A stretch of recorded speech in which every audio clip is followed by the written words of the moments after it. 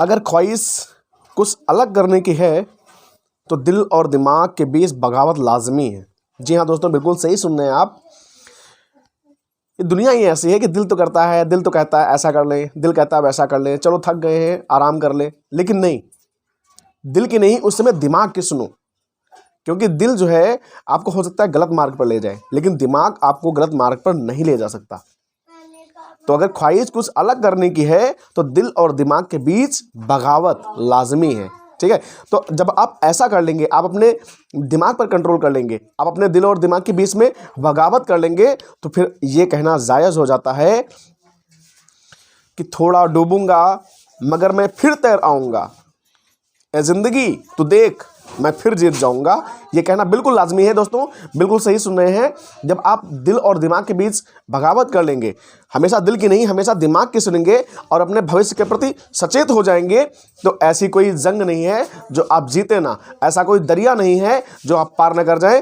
तो आप सभी का फिर से स्वागत है एक बार मेरे चैनल इंग्लिश क्लासेस में।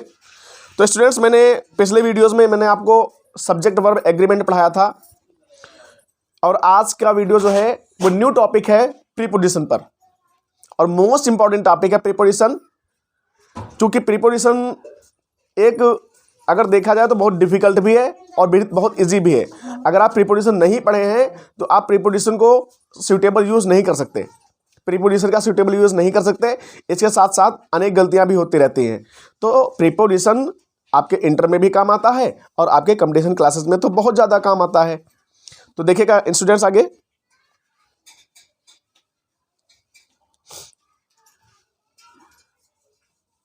तो देखिएगा इंपॉर्टेंट प्रीपोजिशन। मेरा चैनल है English classes with Indresh sir, ठीक है ना, सभी को पता होगा लगभग, English classes with Indresh sir. तो पहला प्रीपोजिशन है आपका एक्सेप्ट और बिसाइड्स। एक्सेप्ट का यूज कहाँ करते हैं और बिसाइड्स का यूज कहाँ करते हैं? देखो, एक्सेप्ट मीन्स होता है को छोड़कर, और बिसाइड्स मीन्स होता है के अतिरिक्त। जैसे मैंने कहा आम को छोड़कर मेरे पास सभी फल हैं, आम को छोड़कर मेरे पास सभी फल हैं, तो मेरे पास आम नहीं है लेकिन और सब फल हैं, ठीक है ना, आम नहीं है और सब फल हैं। और यहां पर अगर मैं कह दूं कि आम के अतिरिक्त मेरे पास और सभी फल हैं, तो इसका मतलब हो गया मेरे पास आम भी है और सभी फल तो हैं ही, समझे ना। तो एक्सेप्ट और बिसाइड्स में ये अंतर होता है। एक्सेप्ट माने वो चीज आपके पास नहीं है बाकी सब हैं, और बिसाइड्स का मतलब होता है वो तो है ही बाकी और भी हैं, ठीक है ना स्टूडेंट्स।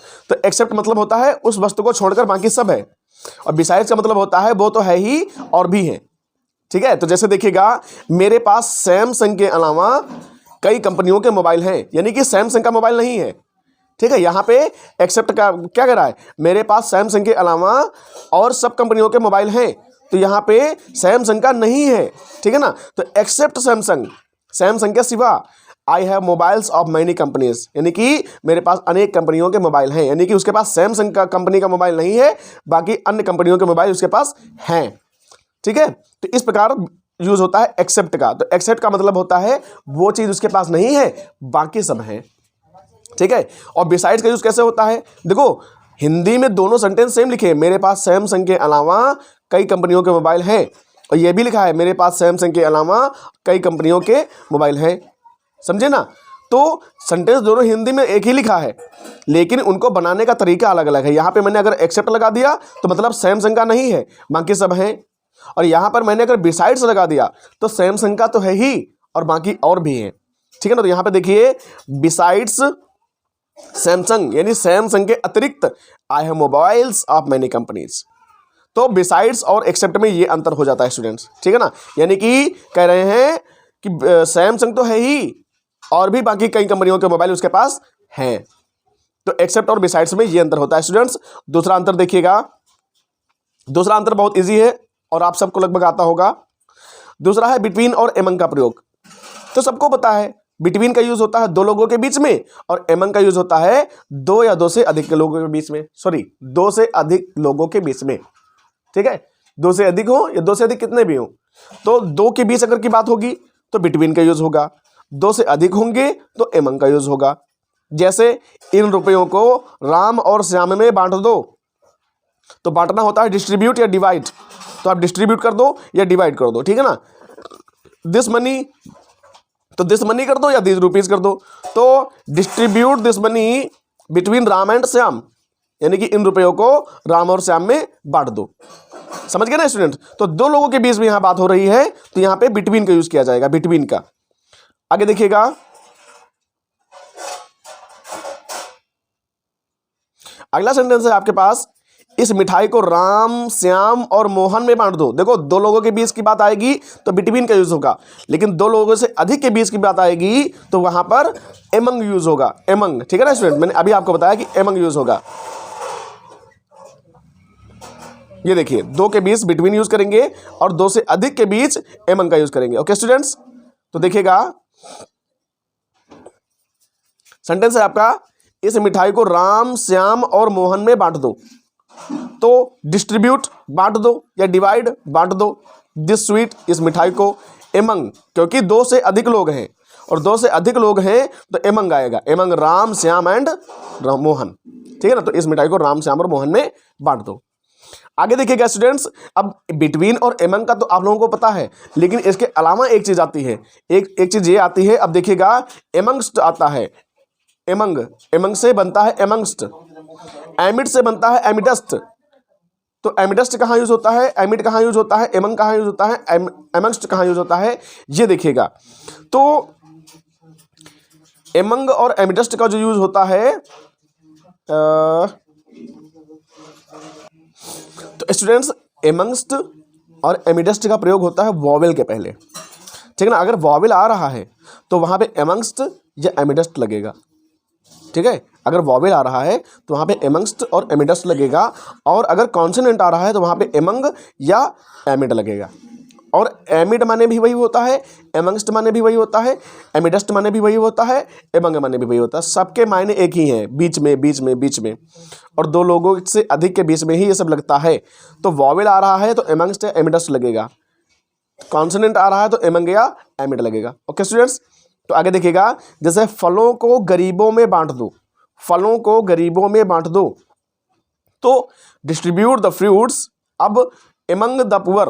अब यहाँ पे द है ना, तो द क्या है, कॉन्सोनेंट है, और कॉन्सोनेंट आ गया तो एमंग लगा सकते हैं आप। यहाँ पे चाहे एमिड लगा दीजिए एमंग की जगह पे, और चाहे एमंग ही लगा दीजिए, चाहे एमंग लगा दीजिए चाहे एमिड लगा दीजिए, ठीक है ना। तो इस एमंग की जगह पे चाहे आप एमिड भी लगा सकते हैं। ओके, अब एमंगस्ट कैसे लगेगा, एमंगस्ट इस प्रकार से लगेगा, हम में झगड़ा हो गया, ठीक है। तो यहाँ पे क्या हो जाएगा इसकी English, there rose a dispute amongst us. अब देखिए, यू यहाँ पे वॉवेल आया है, और वॉवेल से पहले आप क्या यूज करेंगे, एमंगस्ट यूज करेंगे। अब एमंगस्ट की जगह पे आप चाहे एमंगस्ट लगाओ या एमिडस्ट भी लगा सकते हैं, ठीक है। दोनों का यूज वॉवेल से पहले होता है और इन दोनों का यूज कॉन्सोनेंट से पहले होता है। समझ गए, एमंगस्ट और एमिडस्ट के बीच में अंतर। तो एमंग्स और एमिडस्ट दोनों ही सेम चीज है, और एमंग और एमिड दोनों एक ही चीज है। तो एमंग और एमिड का यूज होगा कॉन्सोनेंट से पहले, और एमंग्स्ट और एमिडस्ट का यूज होगा वॉवेल से पहले। ओके स्टूडेंट्स, तो देयर रोज अ डिस्प्यूट एमंग्स्ट अस। यहाँ पे अरोज भी लगा सकते हैं, रोज की जगह पे अरोज भी हो सकता है, AROSE, ठीक है। आगे देखिए स्टूडेंट्स, अबव और बिलो। अबव का मतलब क्या होता है, अबव का मतलब होता है ऊपर, और बिलो का मतलब होता है नीचे। अब ऊपर मतलब क्या, ऊपर आन माने भी ऊपर होता है ना, ओवर माने भी ऊपर होता है, लेकिन अबव का यूज कैसे होता है, बिलो का यूज कैसे होता है। देखिएगा, अबव का मतलब होता है सूची, किसी सूची में ऊपर, है ना, किसी सूची में ऊपर, लिस्ट में ऊपर, ठीक है, या किसी लेवल में ऊपर, किसी लेवल से ऊपर या किसी लिस्ट में ऊपर की बात आती है तो अबव का यूज करेंगे, ठीक है ना। इसके विपरीत कॉन्ट्रेरी में देखिएगा, सूची में नीचे या लेवल से ऊपर। सॉरी, यहां गलत हो गया, यहां पर ऊपर नहीं होना चाहिए, यहां पर नीचे होना चाहिए। एक मिनट स्टूडेंट्स, यहां पे नीचे होगा,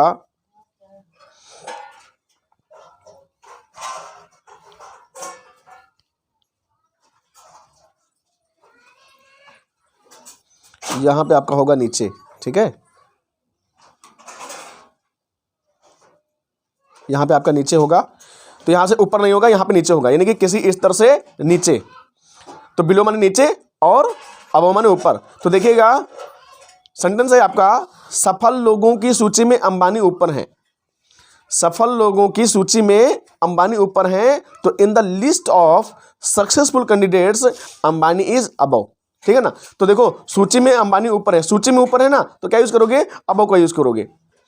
दूसरा देखिएगा, सफल लोगों की सूची में मध्यम वर्ग नीचे है ना। यहाँ सफल लोगों की सूची में अंबानी ऊपर है और यहाँ सफल लोगों की सूची में मध्यम वर्ग नीचे है। तो सूची में नीचे की बात आ रही है तो क्या यूज करोगे, बिलो यूज करेंगे आप, ठीक है। तो देखिए क्या होगा, हो जाएगा in the list of successful candidates या successful people middle class is below, ठीक है। तो मध्यम वर्ग नीचे है, समझ गए ना। ओके स्टूडेंट्स, आगे देखिएगा, बस लास्ट रूल है आपके।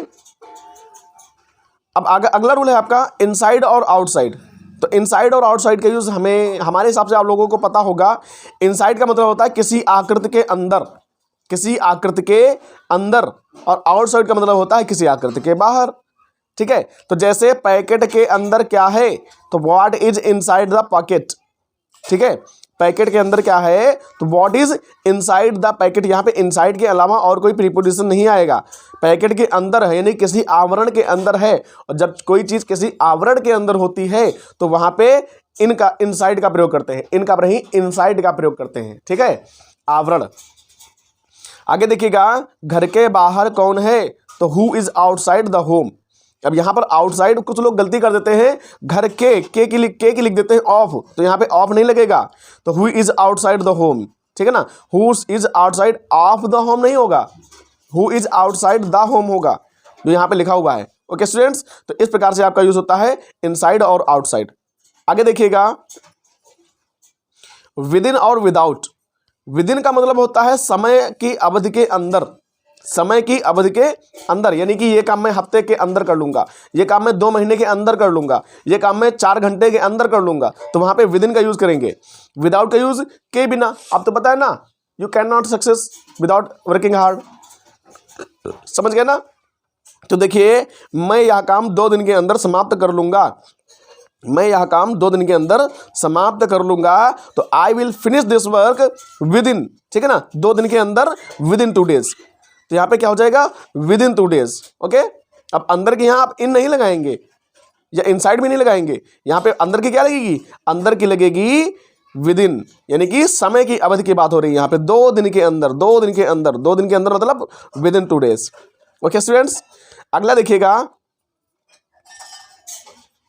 कठिन परिश्रम किए बिना आप अच्छे अंक प्राप्त नहीं कर सकते, है ना। कठिन परिश्रम किए बिना, तो बिना आ गया ना, और जैसे ही बिना आ गया तो आप क्या यूज करेंगे, विदाउट का यूज करेंगे। तो you can not get good marks, आप अच्छे अंक प्राप्त नहीं कर सकते विदाउट वर्किंग हार्ड, बिना कठिन परिश्रम किए। या आप इसको ऐसे भी बना सकते हैं, without working hard you can not get good marks, ठीक है। तो यह सीक्वेंस ऑफ सेंटेंस के तहत आता है, चाहे आप इस सेंटेंस को पहले रख दें और इस सेंटेंस को बाद में रख दें, और चाहे आप विदाउट वर्किंग हार्ड पहले रख दें, you can not get good marks बाद में रख सकते हैं। ओके स्टूडेंट्स, तो मेरा चैनल एक बार फिर से देख लीजिएगा, माई चैनल जो है वो इंग्लिश क्लासेस विद इंद्रेश है, इंग्लिश क्लासेस विद इंद्रेश। ये चैनल अब मैं 2 महीने से जो चला रहा हूँ, तो आप लोगों के सहयोग से मैं लगभग काफ़ी प्रोग्रेस कर रहा हूँ, और आप लोग अगर इसी तरह सहयोग करते रहेंगे तो वो दिन दूर नहीं होगा जब मैं आप लोगों के सहयोग से सीढ़ियों की, मतलब आकाश की ऊंचाइयों को छूऊंगा।